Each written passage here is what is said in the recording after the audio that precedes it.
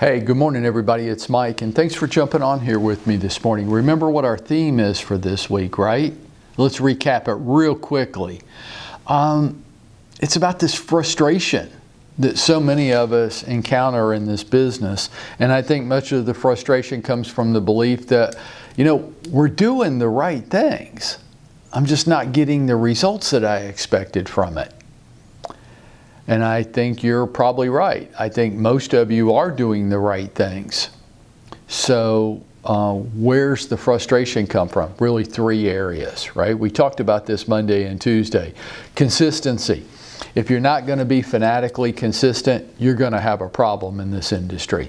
If you come in and out of motivation, you're going to have a problem. The number one trait that all productive agents share in common is the ability to be very consistent. It is the persistency of your consistency. Number two, you're doing all the right things. You just aren't scaled. You're just not doing it with enough people. Less than 3% of the population is going to move this year.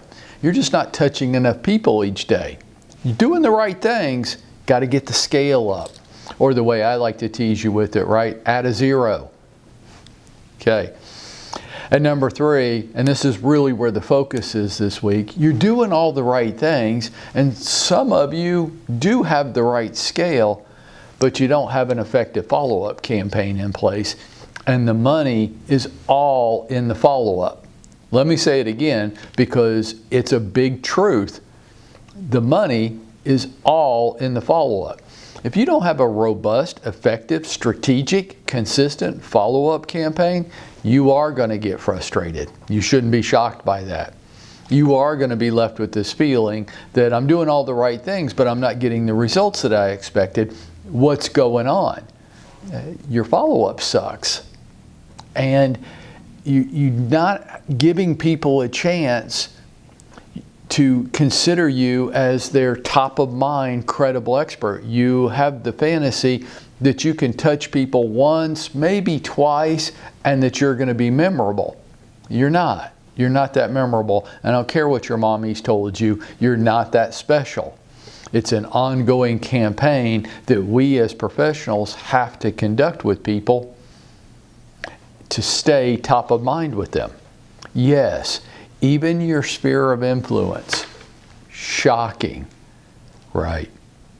So, Monday we talked about a 7-step follow-up campaign. What would it look like? To get really good at this, what would an effective campaign look like? And I think there's 7 parts to this. On Monday we discussed the critical importance of using a CRM in your business.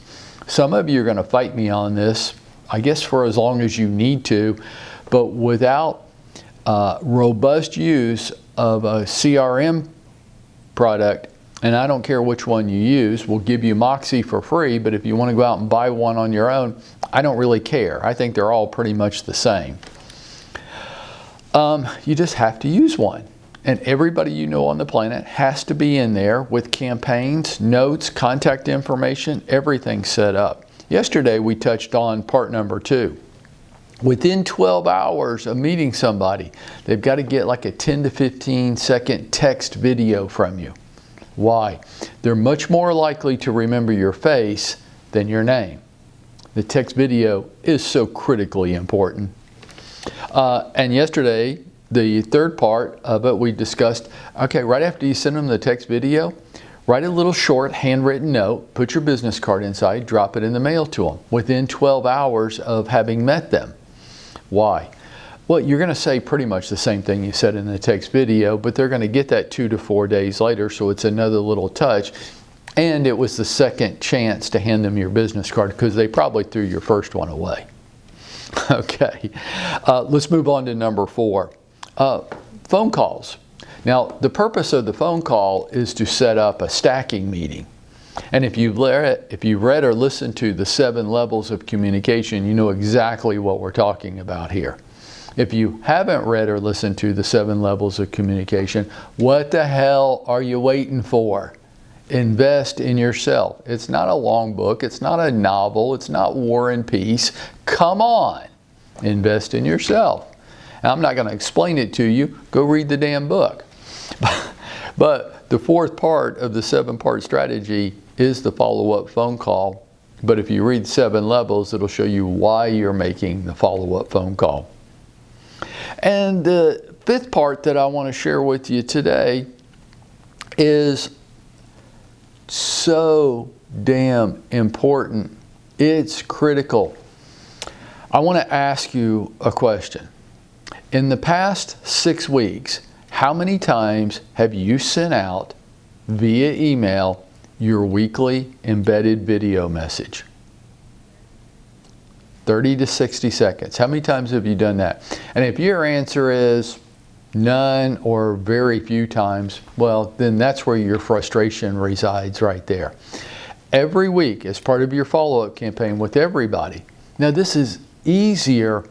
It's especially easy if you're using a CRM and if you're getting all of your people in there and if they have robust contact information. Then sending this out to everybody is no big deal. And in 10 minutes, Rob can show you the trick, the hack of how to do it. But you're going to make your 30 to 60 second video message at the same day and the same time every week. And then you're going to tell your CRM, send this to everybody. And it's going to show up in my inbox. And it's just going to be a short little 30-second message from you every week. About what? I don't give a damn. It doesn't have to be about real estate. Matter of fact, it shouldn't be about real estate all the time. Maybe once every 4 to 6 weeks it's about real estate. The rest of the time it's about life. Well, I can't think of anything. Well, that's what people that don't want to do it say. Don't practice intellectual laziness. Come up with something. And if you have brain freeze, come see me. Between the two of us, I bet we can come up with something. What do you think? Intellectual laziness says, well, I couldn't think of anything, so now I don't have to do it. No. That's what weak and mediocre people do. I can't come up with anything. Good. Let's do. Make sense?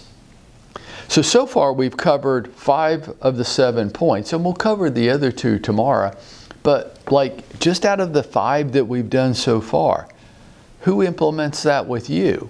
Of the people that you meet each week, who even uses 5 parts in their follow-up campaign with you? And what if they did? Would they stand out to you?